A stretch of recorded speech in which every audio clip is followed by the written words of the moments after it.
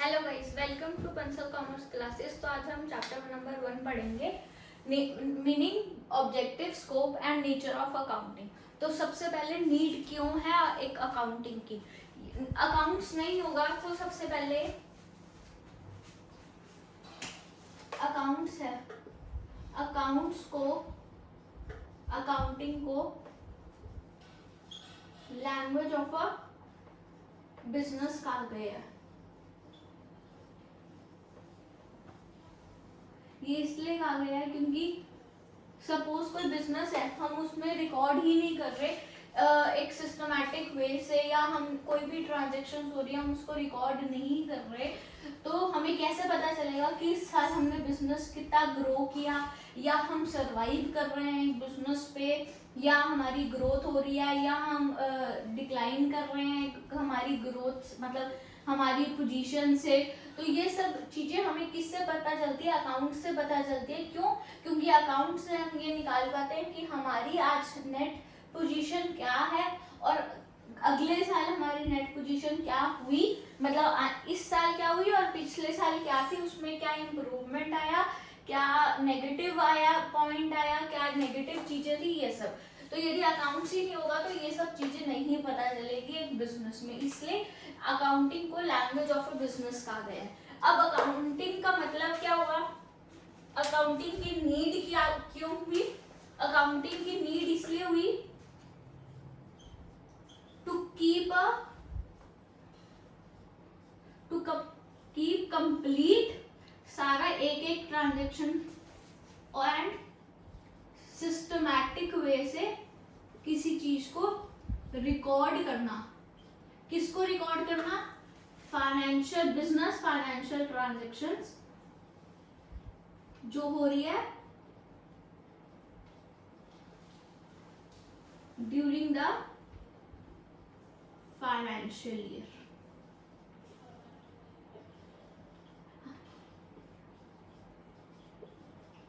इसका मतलब क्या हुआ कि हमें अकाउंट्स इसलिए मेंटेन करनी थी, अकाउंट्स की नीड इसलिए है जिससे हम सारे रिकॉर्ड्स रख पाए एक सिस्टमैटिक वे में, किसके? बिजनेस फाइनेंशियल ट्रांजैक्शंस का, जो भी पूरे साल में हो रही है, और उसके बाद ये निकाल पाए कि हमें प्रॉफिट हुआ है या लॉस हुआ है। ठीक है, ये तो होगी नीड फॉर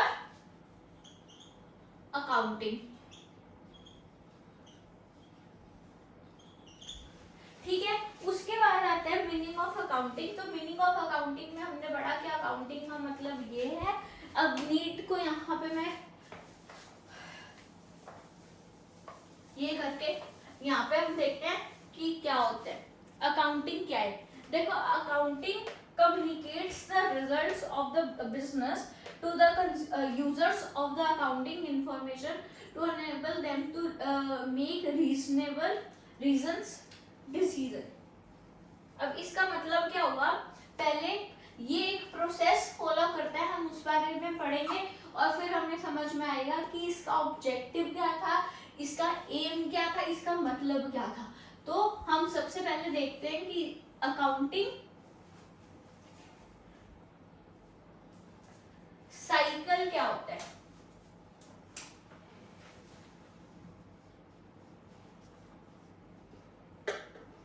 अकाउंटिंग साइकिल, तो अकाउंटिंग साइकिल क्या होता है? पहले हम ना आइडेंटिफाई करते हैं, इसमें 6 प्रोसेस होते हैं, उसको बोलते हैं। First is identification of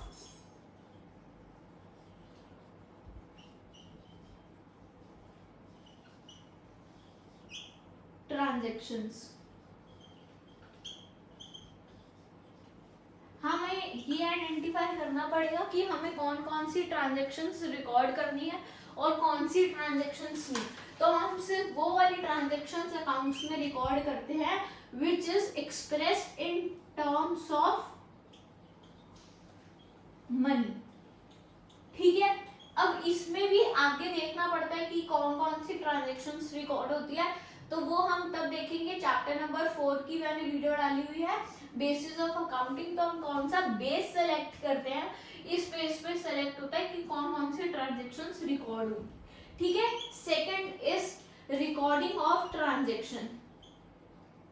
recording of transactions. Recording of transactions क्या होता है, पहले हम आइडेंटिफाई करेंगे और फिर उसको जर्नल में, जर्नल एक सेकेंड स्टेप होगा, जर्नल में रिकॉर्ड करते हैं, जो एक नॉर्मल बुक्स ऑफ अकाउंट्स होती है। जर्नल में रिकॉर्ड करने के बाद हम क्लासिफाई कर देते हैं इसको, क्लासिफाइंग ऑफ ट्रांजैक्शंस, मतलब लेजर पोस्टिंग।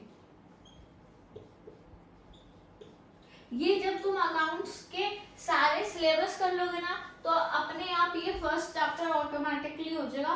अभी तुम लोगों को इसके बारे में इतना समझ में नहीं आएगा डिटेल में, बट जब जैसे तुम चैप्टर कर लोगे, क्योंकि चैप्टर 9 और 10 तुम्हारा जर्नल है, फिर लेजर पोस्टिंग है, तो ये सब एक चैप्टर है, तो तुम्हें समझ में आने लगेगा कि हाँ ये चीजें एक्चुअल में है कैसी, कि इस स्टेप के बाद ये ही स्टेप आएगा और फिर इसके बाद ये, फिर उसके बाद आता है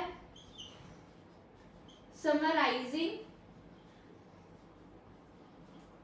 ऑफ फाइनेंशियल ट्रांजैक्शंस। मतलब हम फाइनेंशियल स्टेटमेंट्स बनाते हैं। अब हमारे पास दो तरह की फाइनेंशियल स्टेटमेंट्स होती है, वन इज प्रॉफिट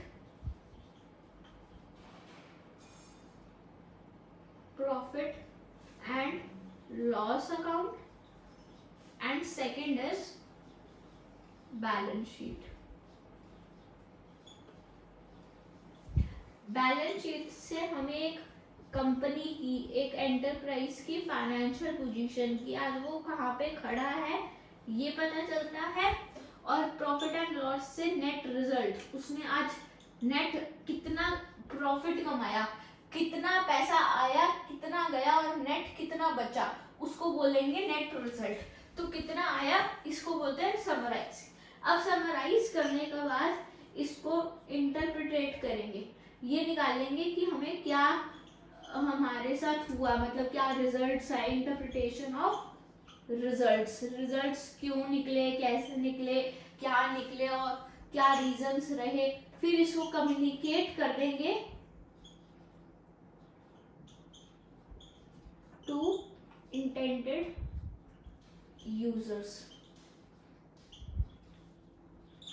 ठीक है, अब कम्युनिकेट कर दो इंटेंडेड यूजर्स को, जिस इस इंफॉर्मेशन की जरूरत है उसको ये इंफॉर्मेशन जाके पहुंचा दो।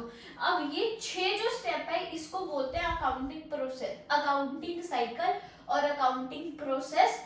ये जब पूरा प्रोसेस हो जाता है, यहाँ पे फाइनेंशियल स्टेटमेंट्स हमारी बनती है, फिर यहाँ पे इंटरप्रिटेशन और कम्युनिकेट कर देते हैं, इसको बोलते हैं अकाउंटिंग।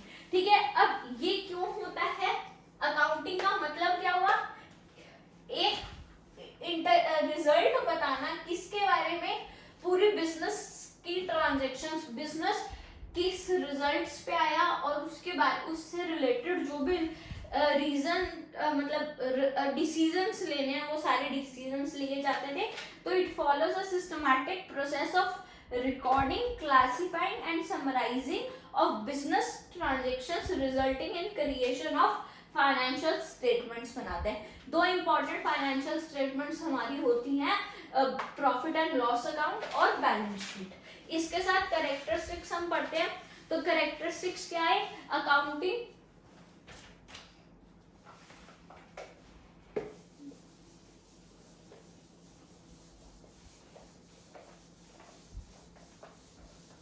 इसका एक ही लेक्चर बनेगा और एक ही लेक्चर में पूरी वीडियो रिकॉर्ड मतलब पूरा चैप्टर आ जाएगा, बिकॉज यही एक 6 लाइनें बार बार रिपीट होगी। तो इसके साथ हम अगला करते हैं कैरेक्टरिस्टिक्स ऑफ अकाउंटिंग।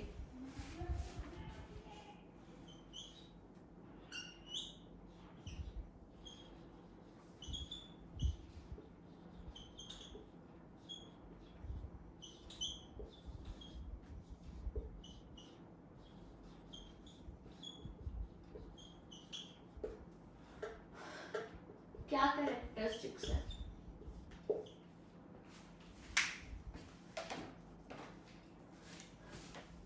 सबसे पहला कि ये आर्ट भी है एज वेल एज साइंस भी है। अब आर्ट क्यों है? क्योंकि हमें हमारी मर्जी से आइडेंटिफाई करना पड़ता है कि कौन सी ट्रांजेक्शन्स हमें रिकॉर्ड करनी है और कौन से नहीं। और साइंस इसलिए क्योंकि हमें कुछ अकाउंटिंग प्रिंसिपल्स होते हैं उनको फॉलो करना पड़ता है, जिसके कारण ये साइंस है, कुछ मेथड्स है। ठीक है, फिर सेकंड पॉइंट आता है recording of transactions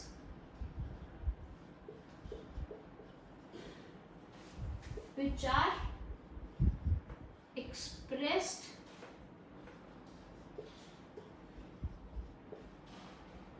in terms of money. सिर्फ वो वाली फाइनेंशियल ट्रांजैक्शंस रिकॉर्ड होती है जिनका जो एक्सप्रेस की जा सकती है इन टर्म्स ऑफ मनी।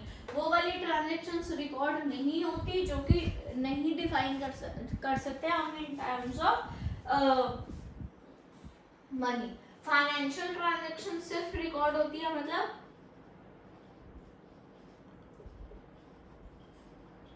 जो भी बिजनेस से रिलेटेड सारी ट्रांजैक्शंस है वो रिकॉर्ड होती है। फोर्थ पॉइंट, क्लासिफाई करना और रिकॉर्ड करना। क्लासिफाई करना मैं ऑलरेडी बता चुकी अकाउंटिंग साइकिल में, और फिर उसको समराइज करना, छोटा कर देना जिससे हम नेट रिजल्ट्स पे आए। तो ये होगी इसकी कैरेक्टरिस्टिक्स। अब इस पूरे प्रोसेस को हम बोलते हैं अकाउंटिंग साइकिल या प्रोसेस ऑफ अकाउंटिंग इसको। ठीक है, इसके साथ इसके ऑब्जेक्टिव भी यही होते हैं, to keep a systematic record of business transaction, to calculate कि हमें प्रॉफिट हुआ है या लॉस हुआ है, टू नो एग्जैक्ट रीजंस कि किसके कारण हमें प्रॉफिट और लॉस हुआ है, क्या फाइनेंशियल पोजीशन है एक बिजनेस की। अच्छा, कोई फ्रॉड हो रहा है तो वो भी हमें पता चल जाएगा। हम अकाउंट्स बनाएंगे मतलब हम हर चीज का रिकॉर्ड रखेंगे, तो कल को कोई हमारा स्टाफ मेंबर या कोई भी चोरी कर रहा है तो हमें ऑलरेडी पता होगा ना, हमने माल लिखा हुआ है कि इतनी वैल्यू का पड़ा है। अब उससे कम होगा तो हमें डिटेक्ट हो जाएगा कि हाँ यार यहाँ पे कुछ गड़बड़ है, और कोई फ्रॉड भी करने लगेगा तो उससे पहले भी हमें पता चल जाएगा। तो ये फ्रॉड और इसको भी बताता है। ठीक है, to ascertain the progress of the business from year to year, क्या प्रोग्रेस कर रहे हैं पिछले साल के कंपैरिजन में, हमने इस साल कितनी प्रोग्रेस की, ये हमें किससे पता चलता है? अकाउंट से। हम अकाउंट्स पिछले साल के और इस साल के मैच करेंगे और देखेंगे कि कितना प्रॉफिट या कितना लॉस हुआ है। क्या हम पहले ज्यादा प्रॉफिट था अब कम हो गया, या अब ज्यादा है पहले कम था तो हम ग्रोथ पे है, तो क्या किस पोजीशन में, ये भी बताता है। और फिर हम वेरियस पार्टीज को इसके बारे में इंफॉर्मेशन दे देते हैं। अब ये एक इम्पॉर्टेंट पॉइंट आता है जहाँ पे जो करने वाला होता है कि हम इंफॉर्मेशन किसको देते हैं, तो हम इंफॉर्मेशन देते हैं इंटेंडेड यूजर्स को। अब इंटेंडेड यूजर्स दो तरह के होते हैं। इंटेंडेड यूजर्स दो तरह के होते हैं, इंटरनल यूजर्स और एक्सटर्नल यूजर्स। इंटरनल यूजर्स मतलब जो इंटरनली मैनेजमेंट वगैरह ये जो भी सारे इसको अरेंज कर रहे हैं, ऑनर्स, इन सबको भी जरूरत है ये जानना कि हम कितनी प्रोग्रेस में। सेकंड, एक्सटर्नल, जिनको हमने पैसा देना है और हमने उनसे उधार ले रखा है, क्रेडिटर्स, उनको भी ये जानना होता है कि भाई ये लोग कैपेबल भी है पे करने के या नहीं। आज कोई कंपनी डूब रही है और मैंने उससे 10 लाख रुपए लेने हैं, तो मुझे पता है कि भाई ये 10 लाख आएंगे ही नहीं। तो जब तक मुझे ये नहीं पता चलेगा ये कंपनी डूब रही है, तब तक मुझे ये कैसे पता चलेगा कि मेरे जो पैसे हैं वो आएंगे भी या नहीं आएंगे। ठीक है, गवर्नमेंट को ये जानना बहुत ज्यादा जरूरी होता है। ठीक है, इन्वेस्टर्स कि मेरे को इस कंपनी में इन्वेस्ट करना चाहिए या नहीं इन्वेस्ट करना चाहिए। तो ये होते हैं एक्सटर्नल यूजर्स, जिनको ये जरूरत होती है ये जानने के लिए कि ये जानने के लिए इन्वेस्टर्स कि हम इस कंपनी में इन्वेस्ट करें या ना करें। ठीक है, तो ये एक इम्पॉर्टेंट पॉइंट आता है जो बहुत जगह आएगा। फिर फंक्शंस भी इसके सेम ही होते हैं। फिर difference between book keeping and accounting. अब क्या होता है, बुक कीपिंग आता है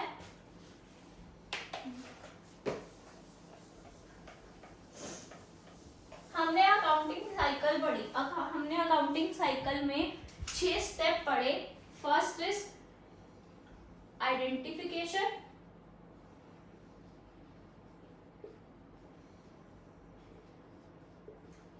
सेकेंड इज रिकॉर्डिंग, फिर क्लासिफाइंग,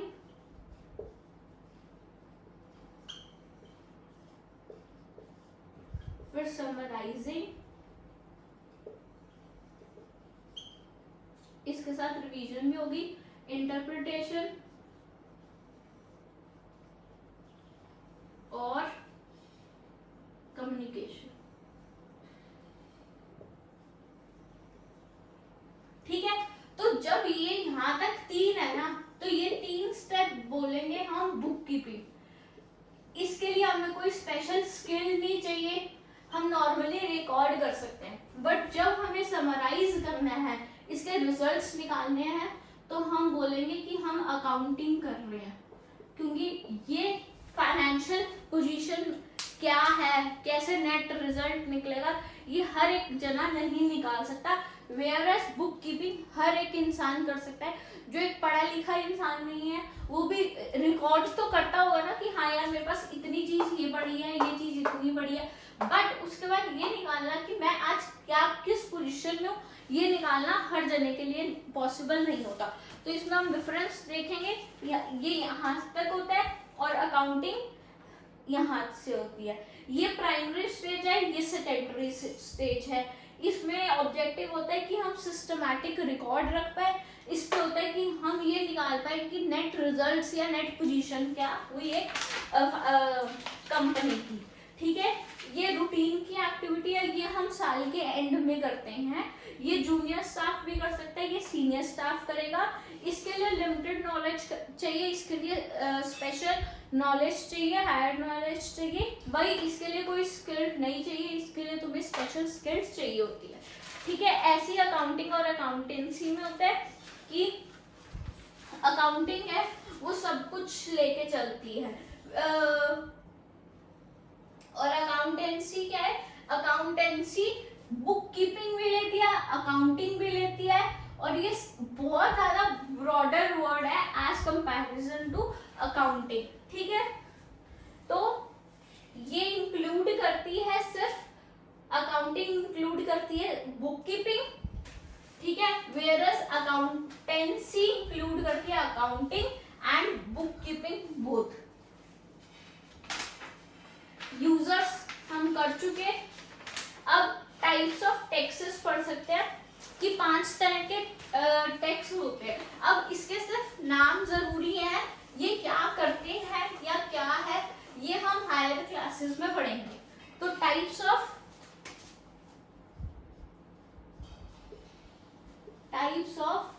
अकाउंटिंग, तो 5 तरह के अकाउंट्स होते हैं।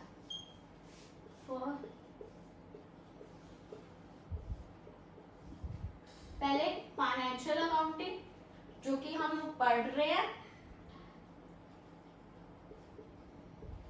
कॉस्ट अकाउंटिंग जो हम बीकॉम में पढ़ेंगे,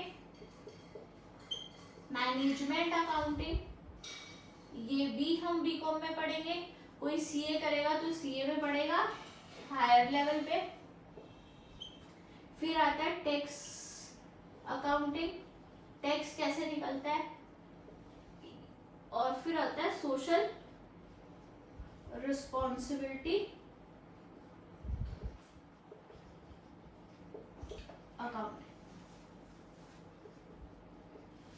ये अभी तक कहीं पे भी तुम्हें नहीं पढ़ाया जाएगा, वेयरएस ये 3 तुम बीकॉम या सीए में पढ़ोगे, और जो ये है ये हम राइट नाउ पढ़ रहे हैं।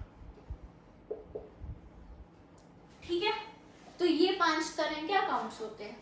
यूजेस वही, लिमिटेशंस क्या हुई, अब लिमिटेशंस क्या है, ये हमारी पर्सनल जजमेंट लेती है, ठीक है, कुछ कॉन्सेप्ट्स पे बेस्ड है, इनकम्प्लीट इंफॉर्मेशन लेते हैं। इनकम्प्लीट इंफॉर्मेशन कैसे होगी कि ये सिर्फ वो रिकॉर्ड करती है जो फाइनेंशियल स्टेटमेंट्स में या फाइनेंशियल ट्रांजैक्शंस होती है, मतलब जो इन टर्म्स ऑफ मनी होती है, नॉन मॉनेटरी ट्रांजैक्शंस को रिकॉर्ड नहीं करती, ठीक है, क्वालिटेटिव इंफॉर्मेशन को मिस कर देती है, हिस्टोरिकल कॉस्ट पे बेस्ड होती है। जो हम अकाउंट्स बनाते हैं ना, तो हम अकाउंट्स हमेशा उस तरह बनाते हैं कि जिस उस पे रिकॉर्ड करते हैं जिस पे हमने खरीदा होता है, आज उसकी क्या वैल्यू है उस पे कभी भी नहीं बनाते।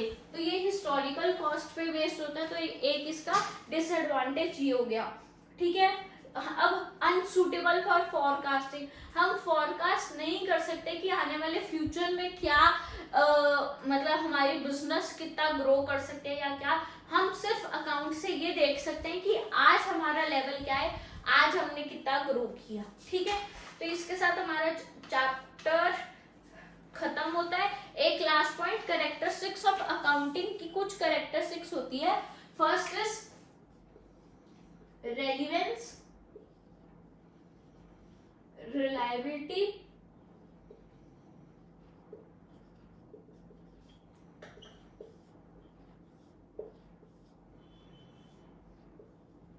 अंडरस्टैंडेबिलिटी,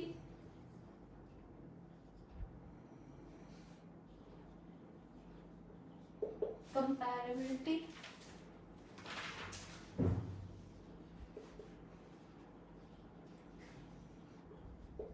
फेथफुल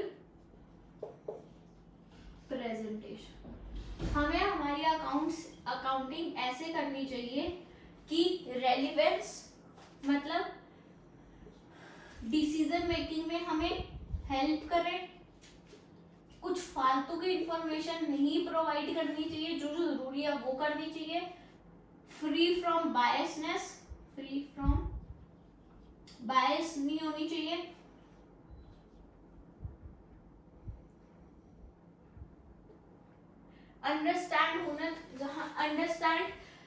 अंडरस्टैंडेबल होनी चाहिए, कंपेरेबल होनी चाहिए और फेथफुल होनी चाहिए, हम इस पे ट्रस्ट कर सके और ये होनी चाहिए। इसके साथ चैप्टर नंबर 1 कंप्लीट होता है। चैप्टर 2, 3, 4 की वीडियोस ऑलरेडी अपलोडेड है, चैप्टर 5 में अब आगे बढ़ते हैं। Thank you.